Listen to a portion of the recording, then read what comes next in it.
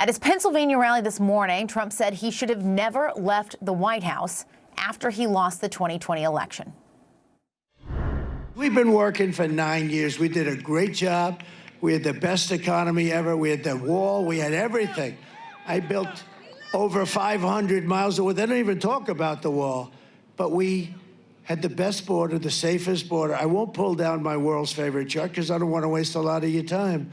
But my world's favorite chart, done by the Border Patrol, it said we had the safest border in the history of our country the day that I left. I shouldn't have left. CNN's Elena Trina is joining us from that rally in North Carolina. And Elena, in addition to saying that, the former president turning up his dark rhetoric in other ways for his closing message.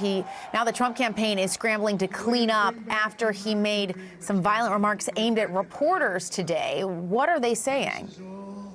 You have to know.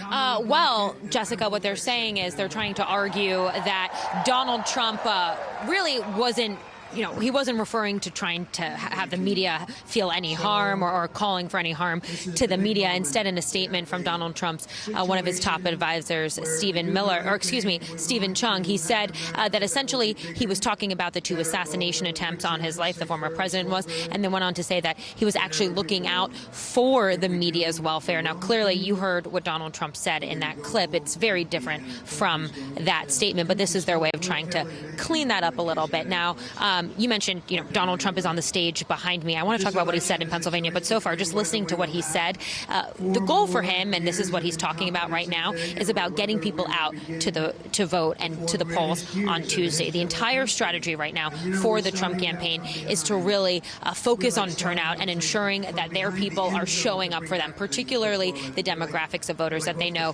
are polling more so for Donald Trump, including white men, men in general. They're having an issue with women, something Donald Trump has repeatedly talked about over the last several days. So that's been the real focus for him. But back to what he was saying in Pennsylvania.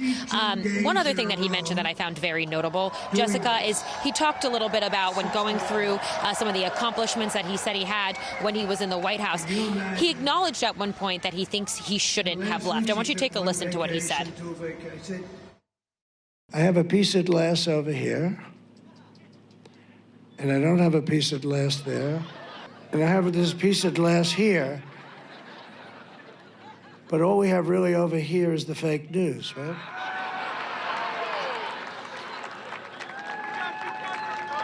And to get me, somebody would have to shoot through the fake news, and I don't mind that so much, because I don't mind. Now, Jessica, this is very much in line with what we have heard from Donald Trump. I recovered him during his time in the White House before and after he had lost the election to Joe Biden. He had said to other advisors that he had hoped or he had thought that he shouldn't leave the White House. So this lines up with that. But look, so far, other things that we have heard today, he continued to air some of his grievances against his political opponents. He started to cast doubt on the integrity of this upcoming election, similar to what he had done with the 2020 election, and starting to sow the seeds of doubt for whether or not this election will be secure. We'll hear what he says during the speech as he's speaking behind me. I know that those comments that we just walked through were not part of his prepared remarks. They were Donald Trump riffing and kind of going off script. The real closing message that I know the campaign wants him to be delivering is really focusing on those key policy areas of the economy, of the border, of that question of whether or not were you better off 4 years ago than you are today. That's what they want Donald Trump to be focusing on. But again, as we have seen for the last several days now, the inflammatory rhetoric that he's been using, that off-script language that he has been using, is what's really been garnering a lot of attention and is not in line with what they want him to be saying, with just 2 days now until Election Day. Jessica? All right, Elena Trina for us. Thank you so much. And up next, Trump will be making a campaign stop in Georgia. That's the final stop on his Sunday swing state blitz. CNN's Sarah Murray is in Atlanta. And Sarah, Governor Tim Walz, of course, Harris's running mate, also in Georgia today, too. He's rallying in Atlanta right now. Walk us through how Georgia is shaping up, this key swing state, just 2 days before Election Day. Well, there's a reason everyone is making their sort of like final pitches here, right? CNN poll of polls show an essentially tied race with Donald Trump at 49%, Kamala Harris at 47%. And obviously the worry here is that if it is a very tight race, especially if Donald Trump comes just short, that we could see some kind of repeat of what happened in 2020, where Donald Trump and his allies tried to challenge the results of the election, tried to overturn the results of the election.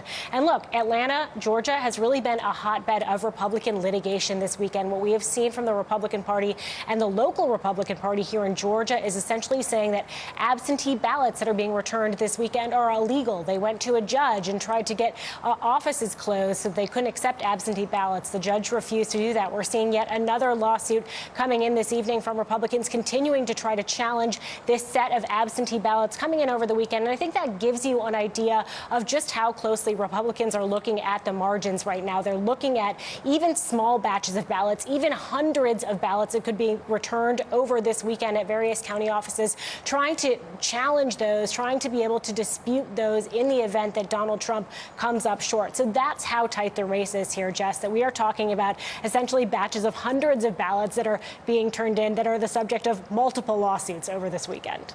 All right, Sarah Murray with the latest from Georgia for us. Thank you so much for that reporting.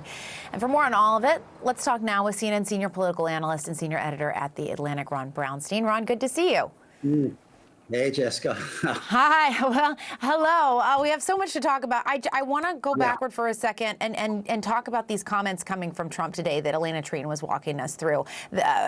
We heard him talking about violence toward Liz Cheney earlier this week. Now he's turned it on the media. Then he said that he shouldn't have left the White House. He continues to spew all of these misinformation and lies about fraudulent election.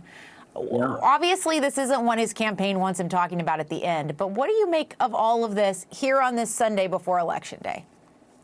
Look, I mean, the whole week has been an incredibly concentrated preview or distillation of what a second Trump term would be like. I mean, we can start with Madison Square Garden a week ago, floating island of garbage.